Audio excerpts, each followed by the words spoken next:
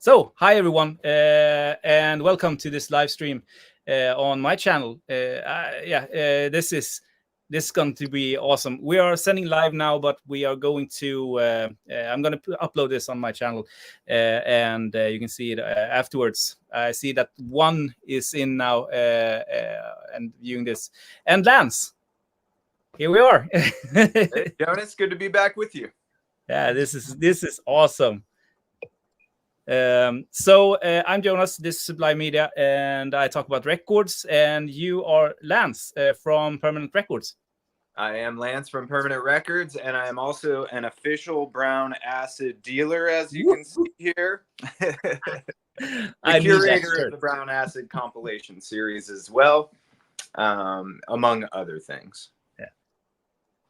Yeah, awesome. Sort of the thought of this live stream was to maybe showcase and talk a little bit about American versus sort of European psychedelic music. I pulled some stuff. I know that you pulled some stuff also, and we'll see what happens. You know, we show some records, we talk about them, and my thought was like people can just write questions to me or you and or us about records and or collections and dealing with records in your case. Also, if that's okay, so we just like throwing the questions like this one. Jonas, Vinyl Stockholm, great collector here in Sweden, saying hi. Hello. Hello. So just to start, Lance, what's your sort of take on what's the difference between European and American psych? Do you think? Like, that's a really interesting question, and I think we almost need to rewind and ask each other what the word psych means to you. You know? Yeah. I assume a lot of the people tuning in already know what psych is, or else why would they be clicking on this? But maybe someone is watching this video that doesn't really understand what the word psych means. And and that's a fair place to be, because the word psych can mean a lot of different things to a lot of different people, right? So yeah, I posed I have my idea of what the word psych means. But I think it's kind of similar to the word furniture. What is a piece of furniture in your house versus what isn't furniture?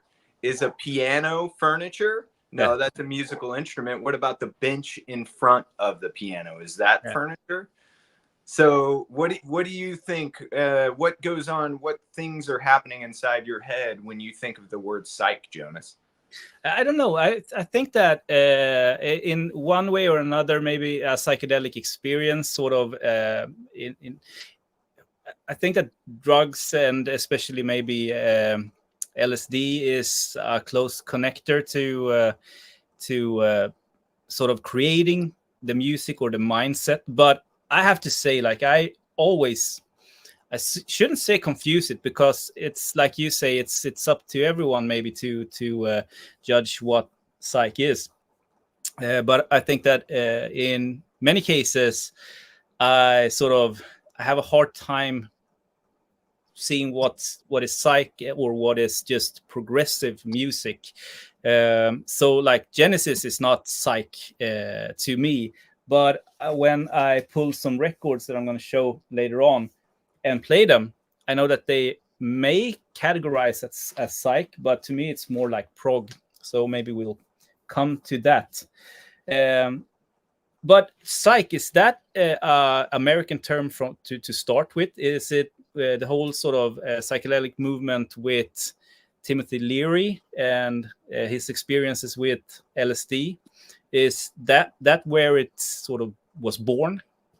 As far as I know, yes. I guess maybe I should have done a little historical research before hopping on here. I was thinking more in terms of records, but yeah, you're absolutely right. You know, I think the term psychedelic is probably coined around the same time as Timothy Leary's experiments with LSD, and then subsequently the rock music that was performed by people on LSD or by people for the people that might be taking drugs. So it's a funny thing to talk about, and it means a different thing to different people, I think. But essentially, I think when we're talking psych, we're talking music. And for this particular video, I assume we're talking about psychedelic rock, right? Because we could have been talking about psychedelic folk, psychedelic funk, all kinds of different genres of music. I think there are psychedelic versions of every different genre of music. Maybe not so much psychedelic bluegrass, but I wouldn't be surprised to find that it exists. And the line gets blurred when you're talking about a band like the Grateful Dead, who are very psychedelic, but obviously very rootsy. So maybe they're the closest thing we have to a psychedelic bluegrass band, you know? Yeah, maybe. Let's show some records. Should I begin, or do you want to start? You go first. Home team goes first. I picked this one. I think that this is one of the best sort of examples of psychedelic prog, in this case, maybe from Sweden. Like I'm already starting to sort of judge my own term of what psychedelic is. But I mean, Träd, Gräs, Stenar. They were a collective of musicians that just, you know, loved playing, had long ass jams, and I don't know if they took drugs. I guess that they did. They were I know, like Bo Anders Persson was close to nature. He loved nature. And it looks like a psychedelic too. Do you have any experience of Träd, Gräs, Stenar on your collecting journeys? I have never. Well, I've probably seen original copies of the Trees, Stones, and Grass. Is the English translation correct, Jonas? Yeah, Trees, Grass, and Stones. Okay, got you. Yeah, I do have reissues on the shelf behind me here. I don't recall ever owning or filing an original pressing of any of their records, but I do like that music, and I do think it is psychedelic. Absolutely. It's fully qualified as psychedelic rock.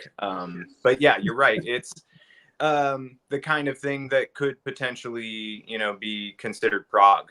And I think that's an important distinction that's hard to make more often than not, because something can be hard prog and something can be just psych, but there is a big middle ground in between those two things. And oftentimes there are psychedelic prog bands and proggy psych bands and so forth. And it can change from album to album, of course. You know, it's just I think a consequence of the times. There was a lot of different stuff happening in music, especially a lot of experimentation happening in the late 60s and into the 70s. And psych and prog are kind of interchangeable in some ways, because the word prog just means progressive.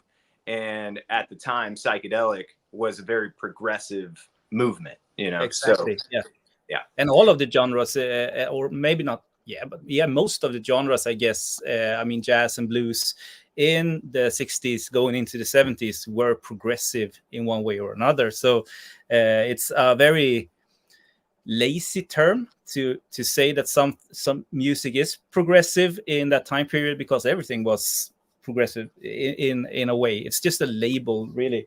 Träd, Gräs, Stenar is extremely influenced by Swedish folk, which I think, and not folk as in folk music, sort of like the, you know, Vashti Banyan, like that's folk music. This is more like a traditional Swedish folk music with a lot of fiddles and stuff like that. And I think that the cross between Swedish folk in this case and rock in the 60s and 70s, starting in the 70s, that sort of, those two blending together made sort of the perfect psychedelic product in a way. So yeah, Träd, Gräs, Stenar, this is an original press. I'm super glad to have this in my collection. They are getting harder and harder to find nowadays. Yeah, And I assume those records, even in Sweden, are difficult to find. Yeah.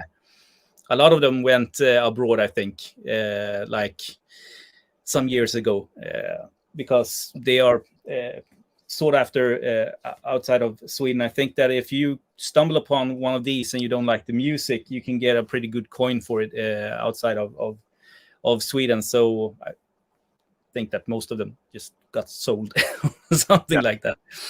So what do you have a sorry? Before we step away from Träd, Gräs, Stenar, do you have any idea how many copies of those records the band pressed back in the day? No, I've never. No, I don't. I know that. I mean, it's almost like a private pressed label, the DB label, Decibel Records. A lot of the stuff that came out in this time period were on Silence Records, which is pretty famous. But not this one. So I don't think that it was pressed that many. I'm just guessing here, but maybe 1,000, something like that. Sounds reasonable. Maybe. Sure. Yeah. That would also explain the value. If there's only 1,000 of something, it can become very expensive. I'm only very guessing. Quickly. Like Vinyl Stockholm that said hi before, Jonas. I bet that he knows. So maybe we can ask the sort of the viewers about that. So if anyone knows how many of Träd, Gräs, Stenar was pressed back in the day, just let us know in the comments. So you go, Lance, and show a record, and I go to the comment section for a while. Oh, nice. So staying kind of in the rootsy realm of Träd, Gräs, Stenar.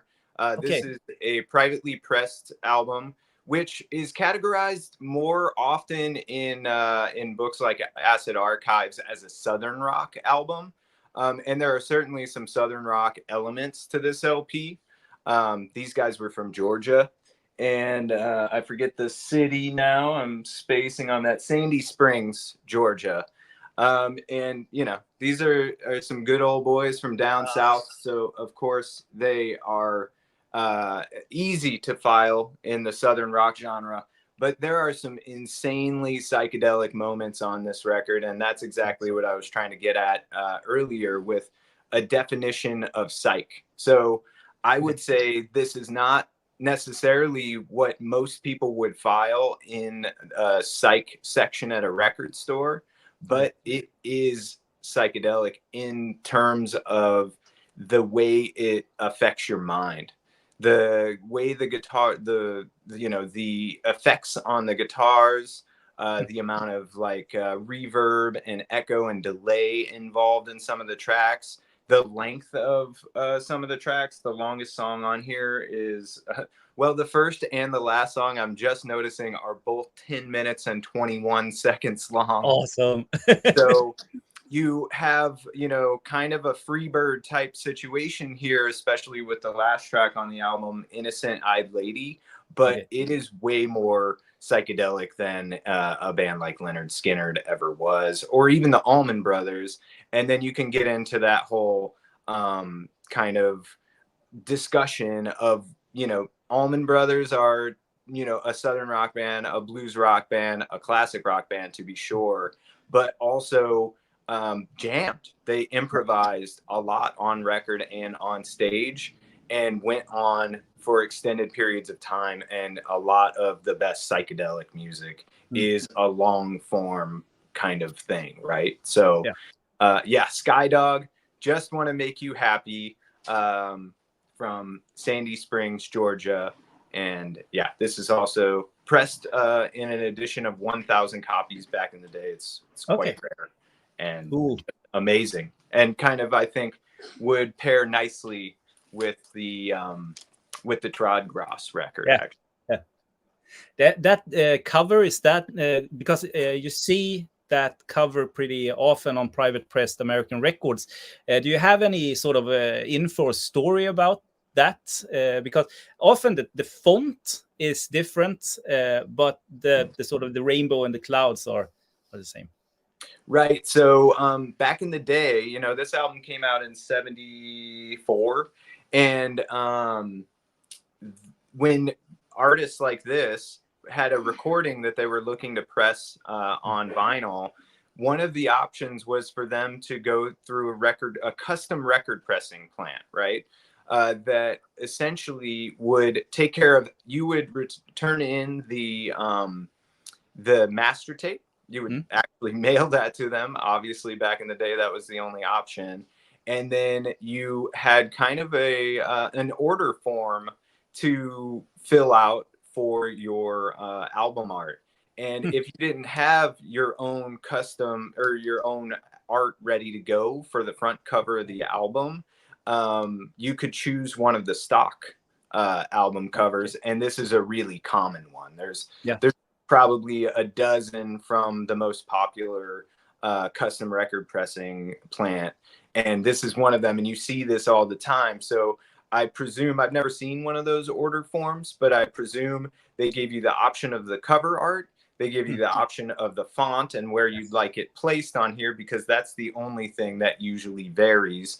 And then in this particular case, Skydog put their own record label on here, Paw Records, from the dogs. And yeah, then they put together their own, they put a photo of the band on the back and the text with the liner notes, etc. So that's why you see so many private pressings with the same album cover, because that was the default kind of for custom record pressing plants and artists that didn't have their own design. And probably in a lot of cases, the best way or the best choice for some of those bands, because we've all seen private pressings that have really atrocious album covers. Yeah, definitely. I'm thinking while you talked now, I'm thinking of the same thing, but in Europe. But I can't really figure out any sort of famous covers that I've seen with different. But maybe some of the ones that use this, like Tobbe or Jonas in the comments, can tell us. I can't really figure out a classic sort of private pressed custom sleeve. Okay, so my turn. Let's see. I think I should have done the research better. This is one of my favorite records of all time. I think it's a masterpiece from start to finish, and it's one of those like records that just builds and builds. Starts off amazing, but I feel like 2, 3, 4 songs in, it's even better. And it's the Smoke. It's Smoke Time. I think that these guys were from England, but they recorded this in, if I'm not mistaken, in Germany, because they had like a career in Germany only. So this is a German press, the only press on Metronome back in the day. Do you know about this one? Yeah, it's I don't have that one filed behind me, and this conversation really kind of puts your record collection into perspective, because I was flipping through my records, and I have a lot. I think I have more European Psych records than I do American Psych records. Cool. And obviously a fair amount of Psych from the UK as well. So the scales lean in your direction a little bit, I think, with some of the best, especially the best major label Psych records. I tend to file primarily private pressings, is what I mean to say. And so I don't have, and that record is on a major label, correct? Yeah, Metronome. Yeah, exactly. They had a minor hit, I think, especially or maybe only in Germany, because it was banned in the UK with My Friend Jack. And I've always wondered that sort of almost Saw-like guitar intro, how the fuck they did that, how that effect was, because I've never heard it afterwards on anything else. It's just a conundrum. And the drummer, I think, also is insane. He's like Animal in the Muppets. He's playing like a crazy person on some of the on the tunes.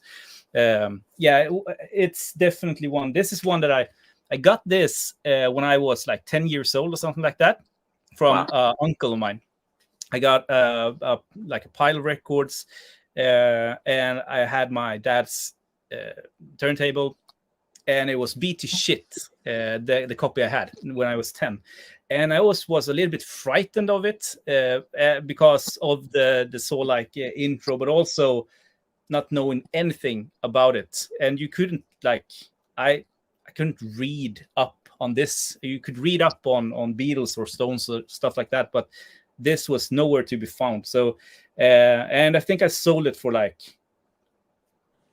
$20 or something like that. So I had to pay a little bit more to get it now in more modern time. Yeah, that's a great record. And yeah, there again, a psych record, unequivocally psychedelic record with lyrics like "My friend Jack eats sugar lump." Yeah, they're talking about acid, exactly. Right? All right, you ready to see another one of mine? Go for it. Where to go? Let's see. So many different choices.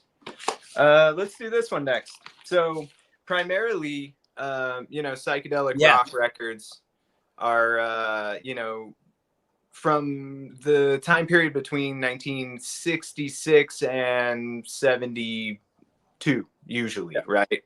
But that said, psych records have been coming out ever since the first one did, all the way back to Paul Butterfield band East West, which I think in a lot of people's history books is quote unquote the first psychedelic rock record, right? But anyway, this record is from a band called Id. These guys were from Maryland, and it is from 1977, a private pressing from 1977. Again, all long form tracks on here. There are a total of 4 songs, if you will, but they're all just insanely wild guitar improvisations. And this record is very unfairly kind of panned in the Acid Archives. I had planned to read out of the Acid Archives the review, but I think that might make this go a little too long. But if you read that, they call this record kind of a wank fest, if you will. And that's, for those of you out there who are not familiar with wanking on the guitar, that is like the derogatory term for soloing ad nauseum and going nowhere with it, right? To me, it's not this particular record. No. And I find this to be an essential psychedelic space rock album. I think it's very, very underrated. It's not particularly expensive, although it is definitely not common. You could go into 1,000 record stores in the US or anywhere in the world and not find a copy of this album. And it has not been reissued legitimately, but Writing Easy Records and I have contacted the band, and we are going to be reissuing this album. No way. Sometime soon. So not that it's impossible to get an original, but those originals will certainly dry up as people become more and more aware of this album. Just some youngsters from Maryland. The 2 main brothers were playing instruments. Their neighbor joined them from down the street, and they just started jamming in their parents' basement back in the late 70s and came up with this just masterpiece of a psychedelic space rock album. And I'm stoked to have it, and even more excited to share it with the world when we do the reissue of it. That's going to be an awesome release, really. Definitely. I have to show you something. Just two seconds. Yeah, of course. So just because we talked about the Acid Archives, you mentioned it twice now. So obviously I have a copy of the second edition, which is the best one. Yeah, exactly. Because you get all the color photos, and I think that they made it even bigger than the first edition.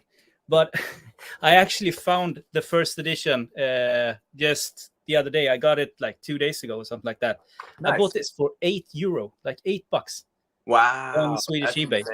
2006 first edition in perfect condition. So this is better than this, but it's sort of like, piece of history. Feels like that anyway. Absolutely. Yeah, I had the first edition, and when the second one came out, I was like, oh, it's got additional stuff and new entries. I can get rid of my old one. Obviously. And I kick myself all the time. I'm like, why did I sell that? But I don't know. I don't know what I mean. It's just not. It's going to be an artifact. It's going to stand there. I'm never going to read it because the second one is much better. And so I don't. But for $8, I mean, come on. It's like that's a no-brainer all day. Yeah, this is, if anybody out there watching isn't already familiar, this book is readily available right now and in print. The second edition of it is, and this is the Bible of American private pressings from the 60s into the early 80s. And as you can see, my copy is very worn. There's lots of insane notes where cool. I took this book with me on flights wherever I was going to buy records, and just went psychotic with it. So yeah, it's awesome. It's one of the most essential record collecting guides there is. And I can't speak highly enough of it or the people who contributed to it, because the amount of research and information that was gathered together for Acid Archives is just priceless. And just, I can't even imagine, especially pre-internet, and not that the first book came out pre-internet, but a lot of the research that was done for the book, I'm sure, took place well before anyone had high-speed Wi-Fi. And definitely, it's amazing. But I will say it is very reliable more often than not. Kudos to the people who wrote it, but it also is flawed because it's written by humans who have particular tastes. And the person who wrote the write-up on id, I think, was dead wrong about that particular album. But more often than not, we see eye to eye. Yeah. Third eye to eye. The third eye, yeah. Yeah, I think that just having like a record, having an entry in this makes it per definition interesting to check out. So I tried I started from the start, like the first record, and tried to seek out YouTube clips and stuff like that, and I wanted to read it like back to back, but I couldn't do that. It was too much. I talked to Stefan at Subliminal Sounds now this week about the first edition, just because I wanted to know how rare it was, and he said that it's pretty rare, but everyone sold this when the second came out, so it's easier to find a second one or the first edition than a second one on the used market, but you can get it new, right? So get that instead. Okay, moving on. I'm showing the next one. I think this is from Switzerland. Krokodil, An Invisible World Revealed. I haven't, this was a perfect time to just pull out some stuff that I haven't listened to in quite some time, and I got this many years ago, and I played it to death, but I haven't revisited it in a while. And it's good. It's a really heavy record, but I don't know if it's 100% psychedelic. Maybe more on the heavy prog sort of vein. What's your take on this? That's a great album, and they have more than one LP, and we never see those records stateside, but when we go to the record fair in Holland, the biggest record fair in the world, those records are on the walls behind all of the best prog dealers stalls. And that I agree with you. That particular band, kind of like Harry Chapter from Germany, is to me psychedelic through and through. But I guess if you break it down, or compare it to something like Smoke, it's a wholly different listening experience. Totally different. And Harry Chapter, I'm spacing on the title of the album right now, but I have it behind me here. Oh yeah, Can't Get Through. I wasn't meaning to show a European psych record, but Can't Get Through. It's okay. Awesome. That I think is one of the greatest heavy psych and albums, and it's definitely progressive in a lot of the way most people would describe it. But to me, it's just a heavy psych album. And I think there's since we're talking about psych, it's important to express the spectrum, the wide spectrum of types of even just rock music that are categorized as psych, because you have everything from, the Count 5 psychotic reaction is garage psych and definitely psychedelic, but Harry Chapter is on a very different end of the spectrum, and it's mostly instrumental, long form jams, and more in the realm of krautrock than it is in the realm of nuggets. yeah, definitely. So this is probably a 1 hour video, so we're very limited, and we're just touching on the tip of the iceberg. Definitely. And we could talk for a year about this and never cover it all, but it is still fun to show. And we talked about showing LPs just because I don't collect 45s, and my knowledge is like super limited when it comes to 45. But I guess that because you're a 45 guy, if you went bananas with your 45s like you have done on your on your channel, shit, that would be a pretty nice trip. Maybe next time. Yeah, sure. Anytime. I'm always happy to go down that road. I do. And just to be fair, I do am way more into collecting 45s than I am LPs. Anytime we get good psych records, especially major label psych records at the shop, I sell them in the store. We literally have 3 copies of the Psychedelic Sounds by the 13th Floor Elevators on the wall at the shop right now. And there's an original Morgan LP. I do have that file. And I can show that, but I also, for this video, wanted to avoid things like Morgan and Fraction and the 13th Floor Elevators and things that have already been shown on so many other psych collectors' YouTube channels. It seemed a little redundant to show those in this particular conversation. And it is a perfect example of a record that, like you say, it's super rare, hard to get, especially for us in Europe. But it not super expensive. Like, it's an expensive record, but not super duper expensive. Not fraction money. So that's a great example. I mean, people watching this are going to go bananas on Discogs, the second you show that record, looking it up. So that's nice.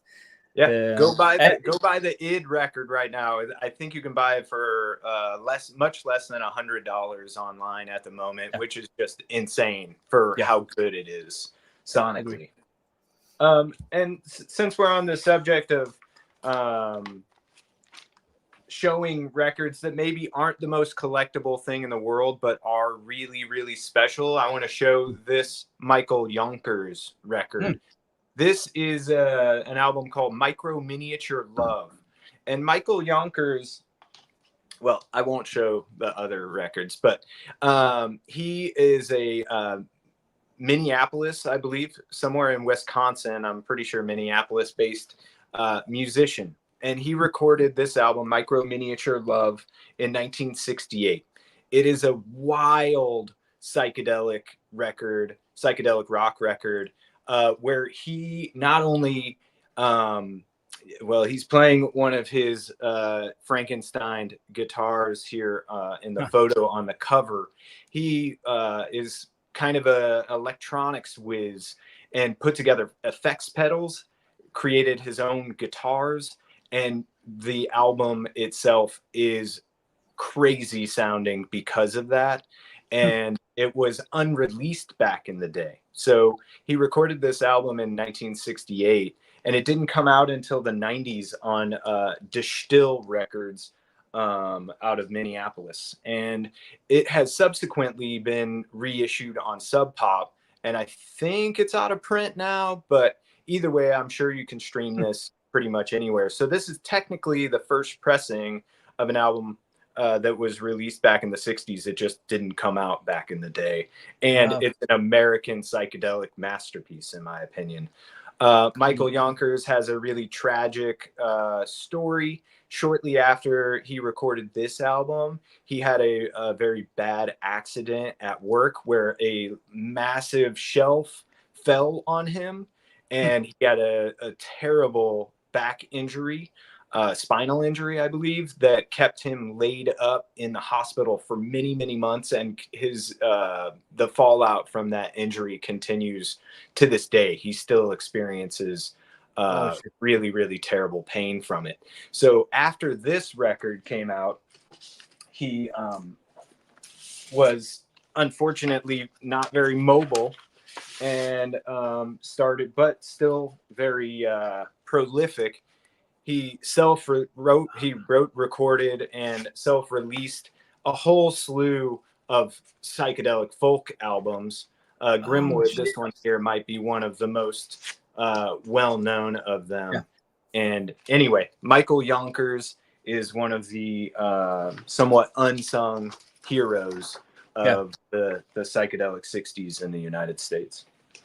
I think I have those in my want list on Discogs, but I've never seen anyone selling in Europe. I think you have to go to the US to find it, I guess. Yeah, they are hard to come by. This particular envelope that I pulled those records out of was part of what was called the Michael Yonkers Fun Pack, and I think it's even listed on, and it comes with this little Michael Yonkers Records insert. Okay. He was selling them, or a store out of Minneapolis at one point was selling those 4 LPs together as the Yonkers Fun Pack. Yeah. And at one point we had probably 10 of those, and we sold them off. You can only imagine, Jonas, the amount of amazing records that have come into these hands and gone out of these hands into the world. Shit. But when you go to Den Bosch, do you go every year to Den Bosch? Twice a year. Twice a year, and sell records and buy records, I guess. No, not selling. Just to buy. Yeah. Just to buy. Okay. Yeah. Shit. Literally, Tara, my girlfriend, and I, we go there and we are just buying records all day, every day, for 3 days straight. So we're there as soon as they let us in the morning, and we're there until they kick us out at the end of the day. And we rarely take breaks to have a snack, or maybe we have some fries. Just flip through records. Just plow right through the weekend, and usually ship back about 12 to 18 boxes of LPs. Some of them are pretty like common titles, like Leonard Cohen and Kate Bush and records like that. And then other things are like, the Harry Chapters and the Krautrock records that we bring back. That sort of thing is what we go for. And while we're there hunting for that stuff, we'll grab the other things that we know that we could sell easily, or that we just don't see very often in the US, Cool. It's a dream. One day I'll go to that. I've said that like 10 years now, 12 years maybe. Yeah. Like this year I'm gonna go, but yeah. Let's go to the comments, because we have some comments here. So Vinny Stockholm, Jonas says, I don't know any European generic covers. I think that's an American thing. And if he says that, I bet it's true. Tobbe says, love the ID record, Guitar Bonanza. Yeah, makes your ears bleed. It's full on, beginning to end, just a psychedelic space rock saga. It really takes you on a very serious journey. That's not the kind of record that you put on in the background at a dinner party. You have to be ready for that one. It is a good nighttime road trip album, though, I will say. Okay. Yeah. Jonas also says, funny enough, Acid Archive was written by a Swede, Patrik Lundborg, which is kind of ironic in this case, talking about Swedish and or European and American psych. So yeah, let's go to the next one. I wanted to show this and play this maybe mostly, but when I played it, I realized that this is almost a flat out prog record. So I picked another one, but I just want to show it. Svanfridur from Iceland. And I had a little bit of a Icelandic kick some years ago, tried to find some rare Icelandic records. I think that they have a very sort of melodic feel to music. I don't know where it comes from, because it doesn't sound very folk music-ish or esque. More like Beatlesque, maybe. But in this case, I don't know if this counts as a psychedelic record. When I listened to it today, I thought it was more of a prog record. So, what do you think of this one? I don't know if the people watching this know how small the image is on my phone of that. I don't recognize it. I don't recognize that album. I can't say that I'm familiar with it.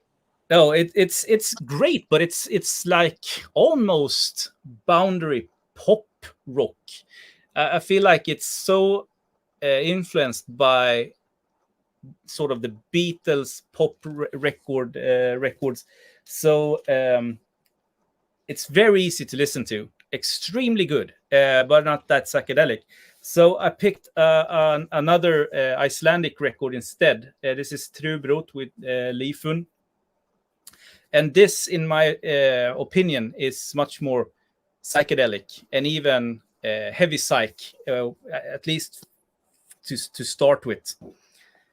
This is great. I highly recommend this record. And it's a cool gimmick cover. It's beaty shit, but the record plays great. Fantastic. Yeah, I obviously need to dust up on my Icelandic psych. I'm not familiar with that one. This is a great record. They released 4 records. This is the 3rd one, and the 4th one. I have the 4th one too, but that's more commercial. I think that the entire record and the cover artwork was like sponsored by a fly company or something like that. You know, a airplane company for tourism. Something like that. I don't know. It's really weird. And then they just stopped. But this is a masterpiece, in my opinion. This is awesome. This is great. I can't wait to listen to that one after this video. Here is a very esoteric record. I'll take the poly bag off of that first. So, in addition to going to the Den Bosch record fair in the Netherlands, we travel to a lot of different record fairs throughout the United States as well. And at one of the Austin record conventions, shout out to Rich Haupt from Texas. He's also an Acid Archives contributor. He showed me this album.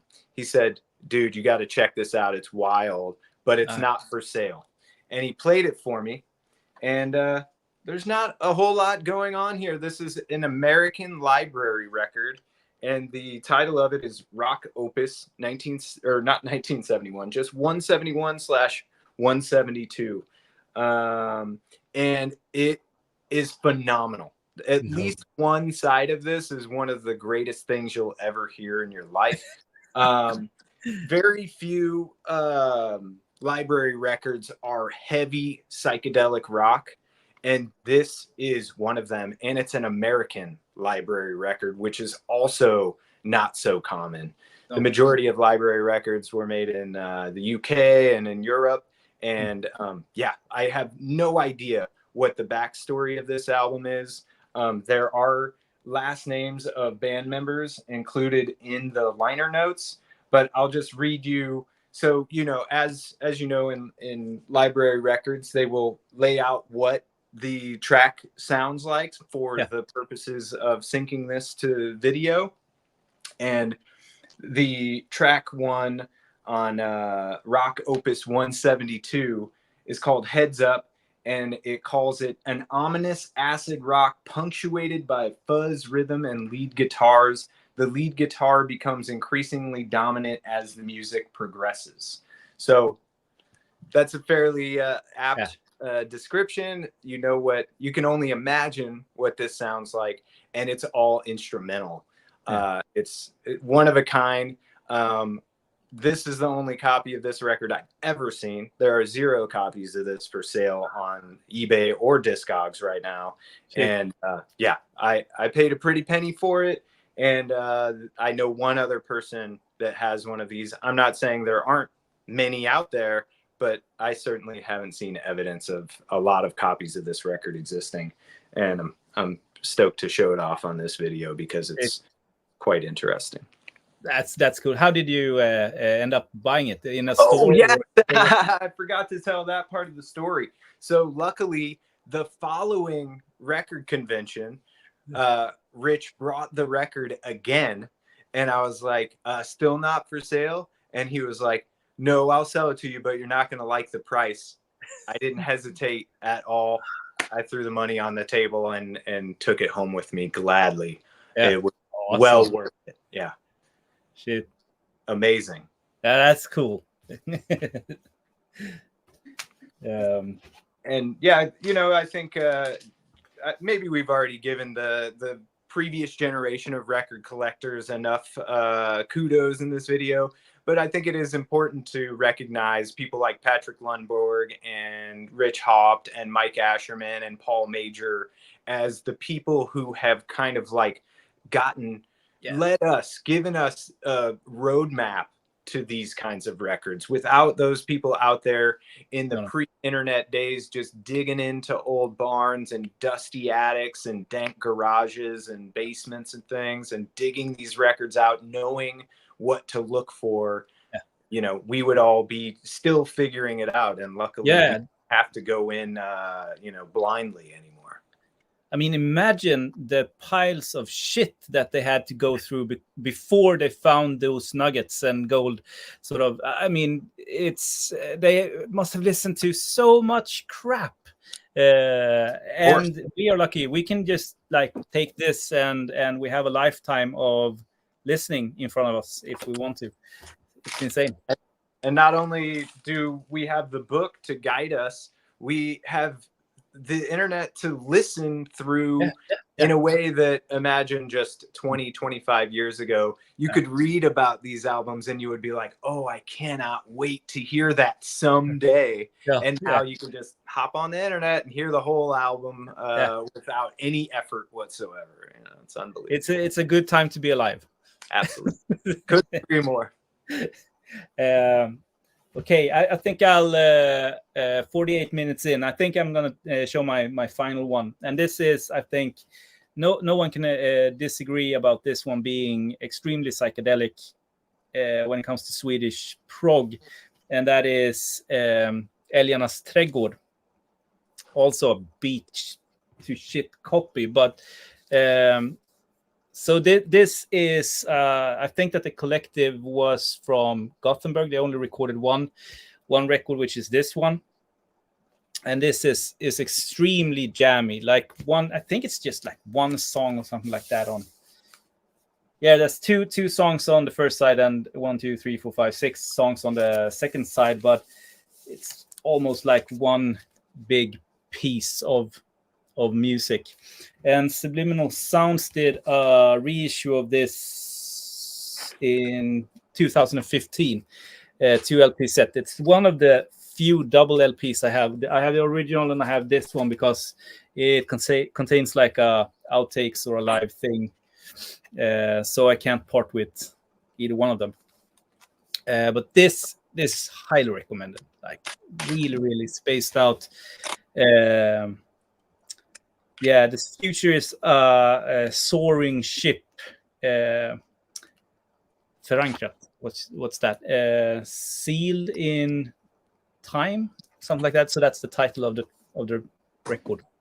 Wow, I have to check that one out. I follow Subliminal Sounds. Stefan Curie is another one of those guys that deserves kudos as being one of the previous generation record collectors that has helped pave the way for this generation. And I follow his label closely, but I missed that one somehow. I will have to check. I mean, and he's still releasing amazing stuff. He did a Christian comp, like heavy Christian psych comp called Frälst just last year, or if it was, I think it was last year. It's such an amazing thing. So he's going strong. Every single release is just magical, just like you guys, Brown Acid series. I mean, fantastic stuff. Yeah, fans of Brown Acid will also enjoy the Swedish Meatballs comps that Subliminal Sounds did as well. Those are really, really good too. Yeah, they are unfortunately running out. So I don't think that Stefan has any copies left. And if I understood him correctly, he won't reissue them. So go out and grab them now while they are still out there in some shops online. Yeah. And speaking of great Swedish psych bands, I know Subliminal Sounds also did the Baby Grandmothers and the Parson Sound record as well. And those are Swedish psych masterpieces, I think. Yeah, agreed. Yeah. Okay, so for the last one, we're not going to show Relatively Clean Rivers. We're not going to show Morgan. We're not going to show even Fraction. Ah, shit. Let's show this album. The Unfoldings, How to Blow Your Mind and Have a Freak Out Party. So another element of psychedelic music, and this is probably the case with a lot of different genres, but there are records like this one that are psychsploitation. So the labels like Audio Fidelity, who were kind of a trend hopper label that did the majority of their releases in the 50s and 60s. They specialized in sound effects records and things that capitalized on the new fangled stereo technology. Well, I think this came out in 68, 67, put out a psych album. And if you Google Audio Fidelity, or not Google, but if you type in Audio Fidelity and psychedelic into Discogs, this is the only thing that comes up on the label. And it's incredible. It is presumably a bunch of studio musicians. I don't think anyone's credited on here. No, there are credits, actually. I'll have to look into what these band members did, if they did anything else. And I'm sure they did, because they're very accomplished musicians. And one side of this is all acid rock and like kind of garage psych vibes, almost Birdsian, rural, cosmic American music at times. And then the B side is all meditation raga jams. And I first heard about this. I don't know if anybody, if the screen is large enough for anybody to see this album cover, but it is a wild collage of insanity going on there, with the band name The Unfolding down there at the very bottom corner. Cool. And like I said, it's essentially a record handmade for your freak out party. And the original pressings of this came with a manual, like an instruction manual on how to put on a freak out party and blow your mind with psychedelic rock. So I thought this would be a fun one to show off, because in this world, you can take yourself a little too seriously sometimes and forget about the fun aspect of record collecting. And this is certainly one of those gems that you may look at initially and think this is going to be amazing, and more often than not, an album cover that looks like this does not, on a label like this, does not translate to anything but an easy listening hack job. But this record is actually quite enjoyable, and I highly recommend checking it out at some point. I first discovered it in a book many, many years ago of the world's worst album covers. And that particular book had everything from like the Orleans album cover with all of the band members with no shirts on, to some private pressing things that were just kind of like hard to look at and awkward. And then this one was in there, and I was like, oh, I have to find this. And cool. At some point I did, and I was blown away. I was seriously expecting it to be schlock, and it's pretty enjoyable. It's certainly not a classic in the psych world, but it's worth checking out, especially in advance of your next freak out party. Yeah. but you have to look so you get the guide in there too, so you don't so the guide it's just like inserts and posters and stuff like that. You want that to be exactly. Unfortunately, this copy doesn't have it, so I can't show it off. But one day, yeah, that's the holy grail. Awesome. Amazing. Let's see if anyone has any questions for Lance or for me, just write them. But otherwise, I think we can wrap this up pretty soon. I'll go through the comments. Let's see here. Hey, look at that. Hi, Lance. Jim, my buddy from Record Collector News. Those of you unfamiliar with his newspaper, please check it out. Record Collector News is a great resource for information on record collecting. And there's if you're ever in Southern California, there is a map of all of the Southern California record stores in the publication as well. Jim does a really great job over there. A lot of heavy research involved. And I actually, at one time, more than 10 years ago, wrote for the Record Collector News. I did a piece on, what did I do? Wow, so long ago. The Clone Records label out of Akron, Ohio. I did an article about that. I won't get into that. It's not psych related. Although I think I did write about some psych comps back in the day as well. Right around the same time I was starting the Brown Acid series. So yeah, Jim's a great guy. I bump into him here locally at record fairs, and his rag is worth checking out. Absolutely. Cool. We'll definitely do that. Christopher asks, how do you go about getting permission to re-release old obscure rarities? Through record labels or the band? It varies from case to case, of course. It kind of depends on how many people were involved in the original release. If the band self-released the album, then the process is usually done straight through the band members. So you have to, first of all, to do it legally, you have to contact the band members and get their permission, of course. And if there's a label involved, then you have to involve those people as well. And sometimes if those people aren't still with us, you might have to, contact the next of kin or the estate, etc. But that's the first step, obviously, is tracking down the principals and getting their permission and taking it from there. Do you have like bands or tunes that you have been working for years and years and are still like alive, not dead, when it comes to like one day maybe release it on a Brown Acid comp? Or there's a long list of tracks. There's a long list of tracks for Brown Acid that I've actually tracked the band members and have gotten they've expressed interest, and I've sent them paperwork and so on and so forth, and then they fall off, and there's dead air for many months or years sometimes, and sometimes that stuff comes back around down the line. Most recently, I wish I had the 45s in front of me, but most recently I got the rights to do some tracks for Brown Acid that I originally started the conversation about in 2015. literally 8 years ago.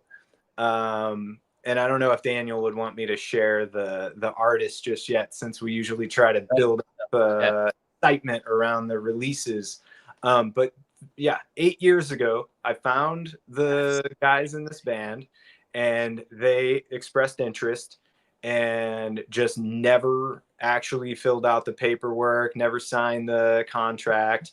And I checked back like once every 6 months or so for 8 years, just being like, hey, you guys still interested? I'd really like to see this happen before it's too late. You know, time is of the essence. And this year, early, I can't remember if it was late last year or early this year, but within the last couple of months, the band member just wrote me out of the blue and said, you know what, I think it's finally time we go through with that. Okay. Here is the signed paperwork and a copy of each of the original 45s that he hand wrote, thank you, Lance, all over in Sharpie and stuff, which I was kind of like, yeah, really awesome, but also, damn, I wish he would have just wrote on the paper sleeve. But they're staying with me regardless. It doesn't really matter that there's writing on the label, I guess. Yeah. I think I speak for everyone when I say thank you so much for putting down the work that you and Daniel put down, releasing these records. Shit has to be hard work. It's a labor of love, to say the least. Yeah, I guess. Jonas says, Lance, since you're from LA, have you ever seen an original Matriarchally LP? I have seen one. I definitely had a copy of that record, and I worked with Jeffrey Weiss to try to determine whether the pressing that I had was an actual original pressing, and I think it wasn't. There was a boot, or maybe even just a repress that the band did. That's a really interesting album. Definitely worth checking out if people aren't familiar with it. What's the guy's name? Something Craig. But either way, that's a very interesting psychedelic private pressing. And yes, I'm pretty sure Jeffrey Weiss has one in his collection. He's a very heavy record collector here in LA, and he and I work very closely together on a lot of things. And we do some trading together, and he's a great guy. Very, very knowledgeable record collector. And so I've definitely had a copy. I don't think it was a true first pressing, but that's one we're always on the hunt for around these parts, as is the original pressing of the Damon Song of a Gypsy, which I have the reissue of, but my reissue is, where's the signature? By Damon himself, just before he passed. My pal Ethan from Now Again invited me over to his office, and I got to meet Damon and get my record signed, etc. I have had an original of that in the past, but it's no longer with me, unfortunately. Okay. But like I said, I'm very, very selective about the things that I actually file on the shelf. It's a constant struggle as a store owner to decide what I can keep and what I can't, what I should keep and what I shouldn't, I guess, is really. Sure. So I'm really selective. I like to keep the shop filled with goodies at all times. And sometimes I look back at the things that I've sold and I wish I'd hung on to them, but more often than not, there's another new thing being put in front of me that I can get excited about, and it helps me forget about all of the other records that I've sold off in the past. I try to have an autobiographical record collection when it comes to my LPs. I like for each LP I have to remind me of a very specific place and time in my life, or an experience that I had, or some project that I worked on specifically. something about that is really appealing to me. And if there's a great record that comes into my life, especially if it's a major label record, I'll usually sell it because I don't have a personal connection to it, you know? Yeah. That's, I mean, having a store, I guess that's a very good philosophy. Getting food on the table and the roof over your head, you know. Can eat records. Wish you could. Dylan's in the house. Hi. Hey, Dylan, what's happening, brother? Let's do one more. This is Tobbe. One of my favorite tracks on Brown Acid is the Westminster one. Are there more material from the band available? That band did 3 singles, at least 2 singles, but have no other unreleased material to my knowledge. I think there's a track off an earlier single, because we did My Life on Brown Acid, and maybe one other track was licensed, but there's an earlier single, and I believe it's called Windy City, if I'm not mistaken, which is a cool Psych record, actually. It's kind of it's more on the poppy side, but it's dark. It's kind of spooky in a way, minor key thing, and it's really ethereal and very reverb laden. So yeah, there's more than one Westminster 45. And one of the band members from Westminster, his name's Kirk Kaufman. He went on to be in a band that was on a major label that had some success called the Hawks, that I don't think is of interest to Psych collectors. But yeah, little side note there. A funny thing about the Westminster license is that Kirk has a recording studio in Iowa, which is where the band is from. And it's called, I'm spacing on. I think the recording studio is called Junior's Motel. That's just the name of it. And Daniel, when we licensed the material, either wrote him a check or somehow sent correspondence, or maybe sent a PayPal payment or something to Junior's Motel studio. And his wife saw the line item on their statement that said Junior's Motel, and got a little upset with Daniel, wondering what he had been up to, staying in a motel and not telling her about it at all. Okay. And we had a good laugh about how, of course, it's some record nerd thing and not anything sexy at all.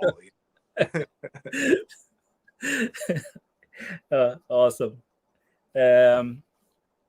Yeah, thank you so much for sharing. I think one hour and 7 minutes. I think we'll wrap this up, and hopefully we'll do it again in the near future. That would be awesome.